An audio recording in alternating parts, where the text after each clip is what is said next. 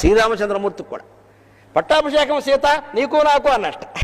వెంటనే ఆవిడ చీరలు పరిచేసింది. ఆర్ఎస్ బ్రదర్స్ మొత్తం బొమ్మన చందన అన్నీ వచ్చాయి అక్కడికి.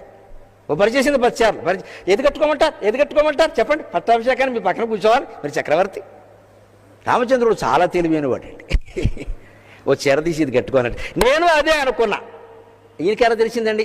అది వాళ్ళ నాన్నగారు పెట్టిన చీర, అదమ్మ రహస్యం.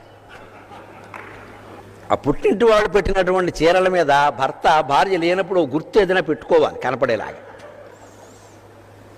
అదే ఎంపిక చేసామనుకోండి, మా ఆయనకి నేనే కాదు మా పుట్టింటి వాళ్ళు అన్న ఎంత ఇష్టమో. అన్నగారు తండ్రు తల్లిలో పెట్టిన చీరండి, అది చినిగిపోయినా సరే అది వాళ్ళకి నచ్చుతుంది. మమకారం అమ్మ అక్కడ ఉన్నది. మమకారం తప్పేముంది అందులో, పరాయి వాళ్ళు కాదు కదా, తప్పేముంది. మీ వాళ్ళు పెడితే నచ్చింది, మా వాళ్ళు పెడితే ఈ వంకర మాట అనవసరం. ముందు మెచ్చుకోవడం మొదలు పెడితే మన వాళ్ళు పెట్టినా నచ్చుతుంది. మెచ్చుకోవాలి కదా ముందు.